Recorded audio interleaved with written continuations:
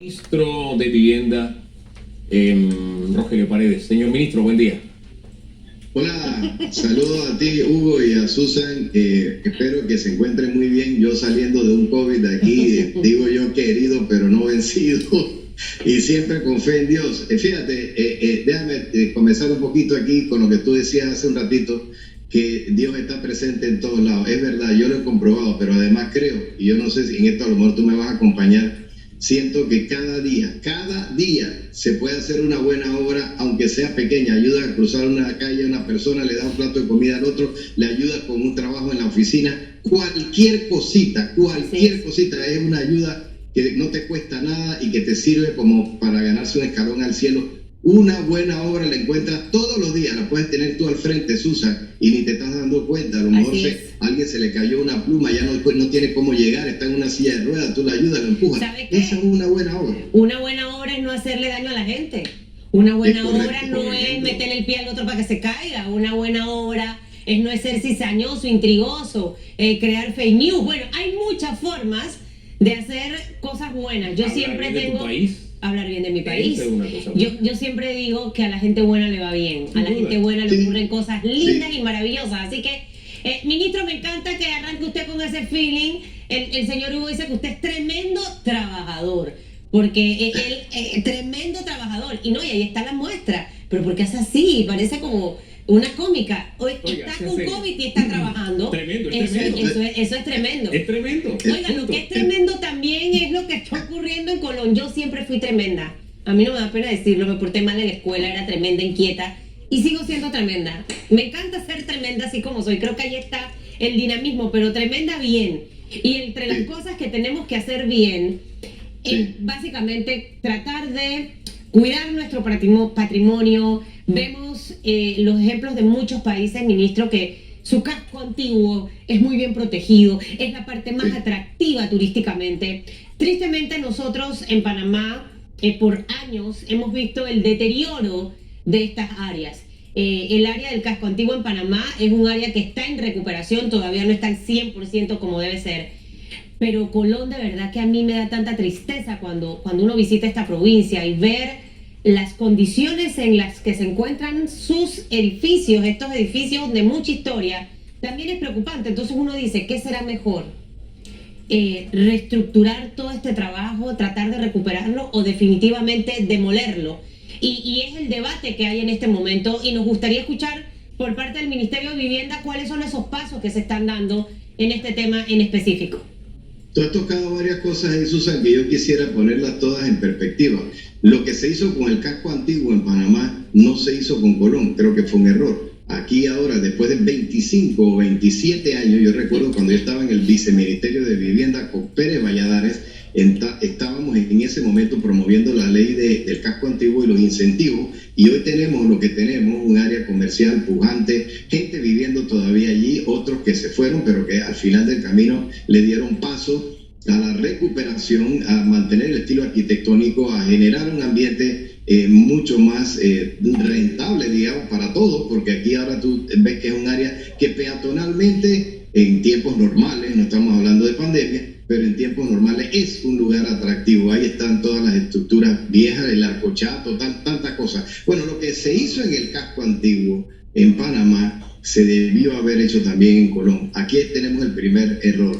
Fíjate tú, ¿no? Tú puedes con una ley proteger todas las estructuras que están en un área definida.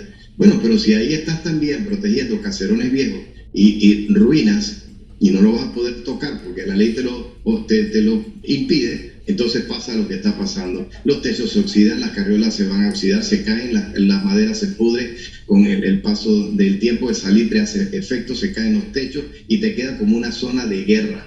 Eso ahora tenemos que de alguna manera corregirlo. Qué bueno que se ha puesto sobre el tapete esta situación porque todos hablan del tema. Ahí ha habido ya acciones específicas sobre este particular y nos toca entonces ahora, aunque tarde, hacer algo que pueda establecer un rumbo para Colón. Bueno, esto va a generar también, entonces, algunos tienen que generar algunas leyes de incentivos para que la gente pueda sentirse cómoda. Ahí está Panamá, Colón, Puerto Libre, que no se ha puesto todavía en marcha, porque tú te das cuenta que, y yo creo que las cosas se hicieron sin planificación. Cuando se sacan 25.000 personas de la ciudad de Colón, se llevan para Alto de los Lagos, producto de a la administración Varela, que estableció lo que se llamó Renovación Colón, y para ello entonces mudó hacia el Alto de los Lagos a 25.000 personas que salieron del casco de la ciudad. Se queda la ciudad sin gente. ¿Qué comercio entonces vende aquí? Porque entonces al final del camino, casas que fueron desocupadas, que debieron ser demolidas también, nos encontramos con el otro impedimento, que la ley dice: tú no puedes tocar esa casa. Entonces sacas a la gente, la casa queda en pie, se meten los piedreros y ahora son basureros municipales.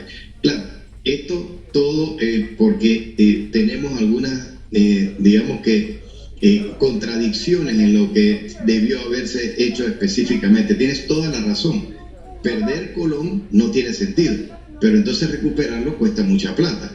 Ahora, no significa que uno se va a rendir, porque en este momento, y hablando de ser positivo, yo siento que sí tenemos ahora el momento preciso, porque ya ahora todo el mundo se dio cuenta de que en Colón hay que hacer algo. Hay un proyecto de ley en la Asamblea que presenta un diputado panameñista, y ese proyecto establece ciertos monumentos históricos que hay que preservar, los enumera, los identifica, y el resto no.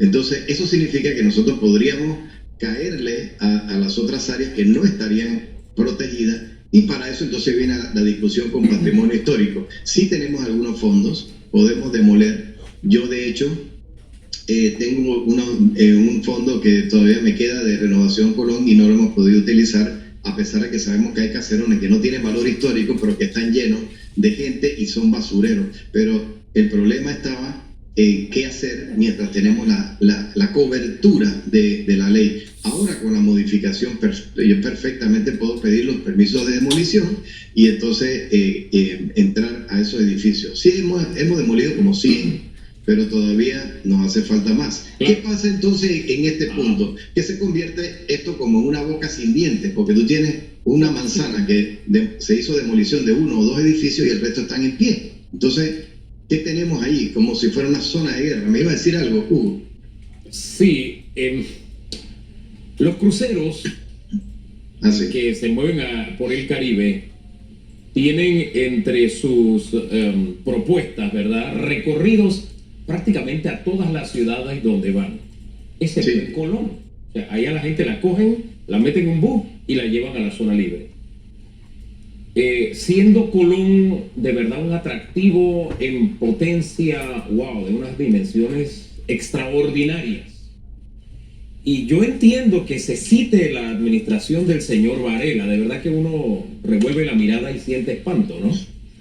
Pero ya esa administración pasó hace 2 años. Los correctivos legales, del tipo que sean, deben haberse tomado ya. O sea, ya este gobierno está tarde. Vamos a partir por ahí. Segundo, hay una autoridad, creo que fue el alcalde, puedo estar equivocado, que dijo: nadie puede querer más a Colón que nosotros.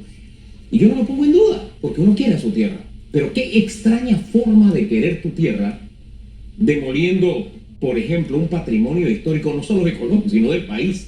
Ahí donde estuvo Pedro Prestán preso. El último edificio del siglo XIX. Entonces, yo digo, qué forma más rara de querer. Eso es como aquel que dice: te quiero, por eso te pego, ¿no? Más o menos así. Es una forma bien rara de querer. Y con la amenaza de que si no hacen, entonces ellos seguirán demoliendo.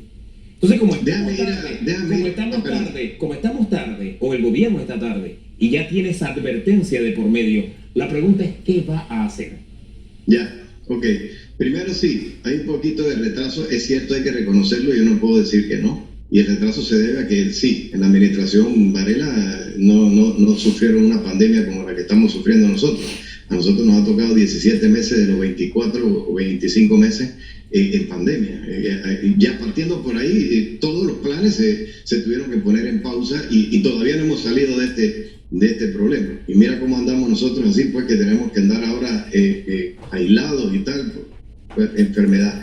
Entonces, sí es verdad que hay que reconocer que hay una pausa, ha habido un retraso, pero eso no significa que no hay planes para Colón. Ya te voy a mencionar 3 cosas. Uno, que para hacer de manera ordenada la recuperación de Colón, entonces teníamos que tener un plan. El plan de ordenamiento territorial de Colón está ya terminando de definirse y lo hemos venido trabajando de manera callada. Tenemos $900,000 para financiarlo y también hay otros $400,000 para un plan de intervención, de un plan de manejo, de forma tal que no sea cualquiera que pueda llegar y hacer y decidir qué hacer, sino que existe primero el plan de ordenamiento del distrito y segundo entonces el plan de intervención. Ambas cosas financiadas por el Ministerio de Vivienda ya antes de que se acabe este año deben estar licitadas. El otro tema es que se instaló, sí, la Junta de Planificación Municipal, lo instalamos hace mes y medio en Colón, y ellos van a tener entonces la responsabilidad de ir tomando acción sobre algunos temas que tienen que ver con cambios de uso de suelo y zonificación y tal. Pero más allá de eso, esta tarde se instala a las 2 de la tarde una comisión que incluye Fuerzas Vivas de Colón de todos los sectores y las autoridades del área. Esa comisión la debo presidir yo en conjunto con el ministro de Salud. Por obvias razones yo no voy a estar porque estoy todavía aislado, pero mi viceministro de Ordenamiento Territorial debe estarle dando hoy instalación a esta comisión. Esta la prometió el presidente en la última ocasión que estuvo allí entregando las órdenes de proceder para Recuperando Mi Barrio, que son 42 edificios que ya tienen orden de proceder para recuperarlos, cambios de cubiertas de techo, impermeabilización de losas, ver el sistema eléctrico, el sistema de plomería y pintura. Ahora vamos a incluirle también la parte de deporte, de lo que haya canchas que tenga alrededor. Esto todo en un plan de recuperación de Colón. Te acabo de hablar de todos estos temas. Y al final del camino, perdón, la última que quería comentarle, porque por donde partió Hugo, sí, la Cámara de Comercio con nosotros se ha puesto de acuerdo. Acuérdate que Colón 2000 era eso, se bajaba la gente, visitaban el área. En este momento eso es imposible. Bueno, ¿qué hacemos? Estamos pensando en establecer una ruta entre el puerto de Colón 2000 y acá donde están los puertos mismos, y que estas, por ejemplo, 1 o 2 manzanas, toda esa vía se pueda utilizar como un corredor turístico, ¿sí? Para no pensar en grande todavía, en todo Colón, convertirlo en Colón Puerto Libre, porque como te digo, la ciudad no lo está permitiendo. Pero si tú coges una ruta que tenga 1 o 2 manzanas para cada lado, y esa ruta se recupera los edificios, se dan incentivos y se comienza entonces a ver, por ejemplo, restaurantes, baile de Congo, de todo en esa ruta hasta llegar al puerto y regresar. Ahí tendríamos un inicio de Colón Puerto Libre de manera segmentada y después crecer a otras áreas. Perdón, me ibas a decir algo. Sí, a ver, varias cositas. Me ha hablado de planes a corto, mediano y largo plazo. En estos 2 grandes proyectos de reordenamiento y el tema de la intervención en estos edificios, el monto que ha destinado el gobierno para esto, ¿de cuánto es? Eso como pregunta número 1. Pregunta número 2. Ustedes ya deben tener identificada la población de estos edificios que va a ser intervenida o que va a sufrir algún tipo de trabajo, ya sea tema de techo o whatever, lo que se vaya a hacer en el lugar. ¿De cuántos edificios más o menos estamos hablando? Y lo tercero, ¿para cuándo ustedes creen que podamos empezar a ver ya una nueva imagen? Y esto se lo pregunto, ministro, porque la pasada administración tomó Colón como, así como este gobierno tomó la educación, la pasada administración tomó Colón, pero tristemente se fue y no vemos en realidad que quedó algo. Entonces ya la gente está muy decepcionada y cansada de que uno le diga cosas bonitas y que al final las cosas no ocurran. Entonces, ¿para cuándo más o menos veríamos esto? Y lo cuarto, mire, tiene 4 cosas y me las responde ahí en una respuesta. Si hay todo este plan, ¿por qué vemos a figuras, autoridades de la provincia, entre diputados y alcaldes, el decir que van a tumbar los edificios? Porque eso no va de la mano de lo que usted me acaba de decir. Y del partido gobernante. O sea, una cosa va por un lado y es como que Boris y yo no nos pongamos de acuerdo en la casa. Y no es que yo voy a tumbar este techo, no, yo no lo quiero tumbar. Eso no puede ser así. Esas 4 cosas, ministro, por favor.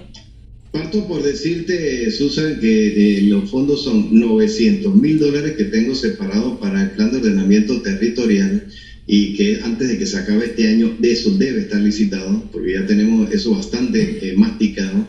Y lo segundo es que hemos separado $400,000 más para el plan de intervención. Como te decía, no puede ser tampoco de manera antojadiza y autónoma que se pueda ir entrando a modificar las cosas o hacer las demoliciones, como tú acabas de decir. Ahora me voy a la respuesta 4, ese tema de la demolición de estos edificios, que obviamente pues no fue una acción del Ministerio de Vivienda, y ustedes saben que fue producto de una decisión de las autoridades locales. Está en un proceso administrativo que está adelantando el Ministerio de Cultura.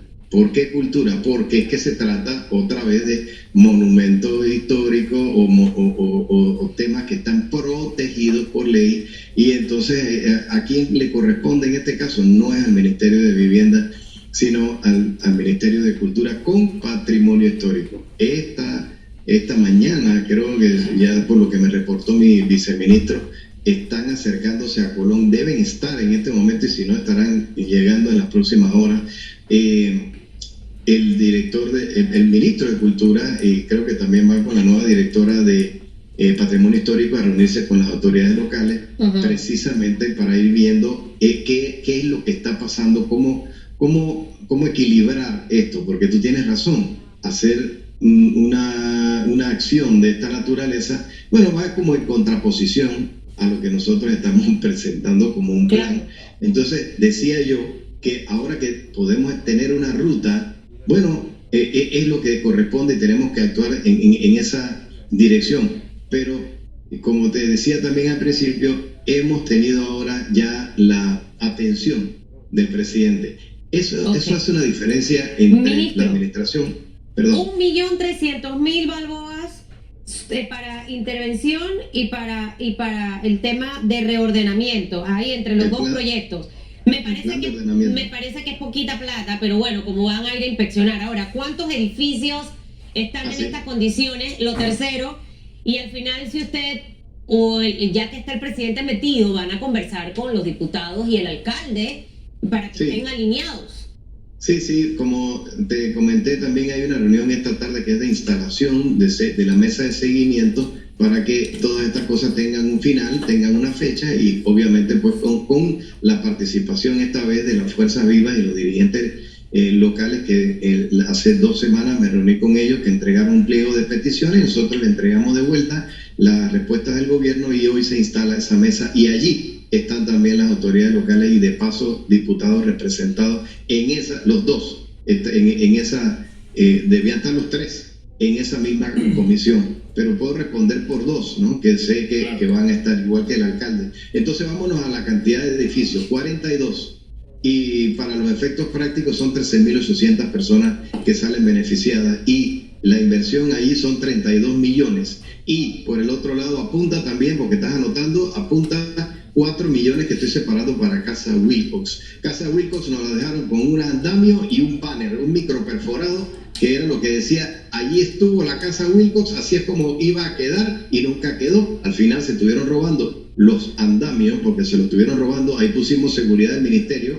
y pusimos a un seguridad a cuidar ¿qué? A cuidar los andamios, y lo mataron, un tiro en la cabeza y otro en el pecho. Entonces ya nosotros, no hay nadie del ministerio que quisiera ir a cuidar, porque tampoco tienen armas, pues. Entonces, ¿qué te puedo decir? Y gente del mismo del área, porque nos dijeron, la única manera de que contrates a alguien, que sea alguien del barrio. Bueno, pusimos a alguien del barrio y lo mataron, porque se estaban llevando los andamios. Entonces ya tuvimos que eliminar, o sea, fue otro gasto, bajar todo ese poco de andamios con camiones con canasta y con mira y con telescópica, para poder entonces bajarlo con seguridad, quitar entonces el banner, y ahora yo separé $4 millones para hacer algo con Casa Wilcox, aunque sea iniciar la restauración. Mira lo que nos tomó acá el casco antiguo y no ha terminado, 20, 25 años. Allá, ¿tú qué crees? Restaurar estos edificios antiguos, pues puede tomarse otros 20. Entonces, en el caso de Casa Wilcox, fácil, se lleva 8 años. Nosotros no vamos a estar aquí para ver el final, pero yo sí voy a comenzarlo. Entonces, con eso te digo que no no podemos comparar la administración pasada, que no tenía pandemia, que tenía dinero, lo puso, y es como poner, es como que en un mar, en una piscina, tirar una gota de colorante y esperar que todo se tiña. Eso es muy difícil, ¿no? Hombre, señor ministro, de verdad que lo que nos ha tocado vivir a todos, no solo al gobierno, de verdad que es una gran enseñanza, ¿no? Y convivimos con eso, y sobrevivimos a eso, y estamos sobreviviendo a eso. Si yo tenía que modificar una ley, no necesitaba, sino trabajar desde mi casa, si es que estaba confinado, ¿no? Pero en fin, ya ese tiempo pasó, y lo que no se ha hecho, y ahora se tiene como excusa que tuvimos ese problema, ya no se puede arreglar. El tiempo pasa y no nos alcanza, ¿verdad? En cuanto a Colón, eso es por el tema este de que cada vez que uno le pregunta a un funcionario, no es que tuvimos la pandemia. Bueno, la pandemia la tuvimos todos. Y uno busca la forma de ser productivo. Que yo no iba al gimnasio porque estaba en pandemia. Hombre, ejercicio en tu casa. Siempre se puede hacer algo. Pero en fin, lo que no se hizo, no se hizo. El punto al que voy es este. Colón, con todo esto que usted está diciendo que se va a hacer, y con la alta tasa de desempleo, ¿qué esperanza tiene de que van a ser contratados los colonenses y de que lo que se invierte en Colón se quede con los colonenses, en los bolsillos de los colonenses, y se mueva en la economía de Colón? Buena pregunta. Nosotros firmamos un convenio de empleabilidad comunitaria con el Ministerio de Trabajo. Todo lo que se contrata en el Ministerio, 80% de la mano de obra tiene que ser del lugar. De hecho, Recuperando mi Barrio, que es un proyecto que contrata gente del área, en efecto está contratando cerca de 5.000 personas, y en el área va a estar en Colón y en la feria. Son grupos de edificios que son del banco hipotecario, pero que en su mayoría pues están en mal estado. Está contratando el 80% y en algunos casos un poquito más, 85% de la mano de obra de Colón. Está pasando en Alto de los Lagos, donde tenemos un proyecto de 54 edificios, o sea, la parte B, la segunda fase de Alto de los Lagos, inversión de 111 millones de dólares, pero en este momento ya llevan como cerca de 35 losas, 18 o 20 edificios que ya están arriba en gris, y se está contratando mano de obra local. Es más, debo decirte que parte de lo de la instalación de la mesa de esta tarde, la mesa de seguimiento, incluye transportistas y transportistas que están esperando que se les contrate también, que son de Colón. Bueno, entonces ya Colón tiene la atención del presidente. Hombre, gracias, señor ministro. Brevemente, ya estamos pasados de tiempo, pero usted estaba vacunado, ¿cierto? 2 veces. Vacunado 2 veces, y a pesar de eso me dio COVID, y yo recomiendo a todo el mundo, bueno, que lo hagan, porque la diferencia entre ir a una unidad de cuidados intensivos o quedarme en mi casa fue la vacuna. Ese es el detalle, y quiero destacar ese aspecto, porque todos los que de alguna forma se han contagiado teniendo las vacunas, eso es lo que destacan. No estuve en el hospital, no estuve en UCI, no me tuvieron que entubar gracias a la vacuna. Así que ese aspecto lo destaco, ministro. Así es, y pronto el país debe estar llegando a una inmunidad comunitaria, tal vez para octubre, noviembre, y esas son buenas noticias para pasar una mejor Navidad. Sin duda. Le dio suave el COVID, gracias a la vacuna. Gracias a la vacuna. Así mismo. Susan, espero que no te dé esto, porque la verdad que no se lo deseo a nadie. Gracias, ministro. Que Dios lo escuche, porque todavía voy en... ¿cómo se llama? Ay, se me fue la palabra. Invicta. Vamos, está invicta. No me he dado, gracias a Dios. Y he tenido gente cerquitica de mí. Uy. Bueno, entonces, fe en Dios. Sin duda. Gracias. Hasta luego. Bendiciones. El ministro de Vivienda.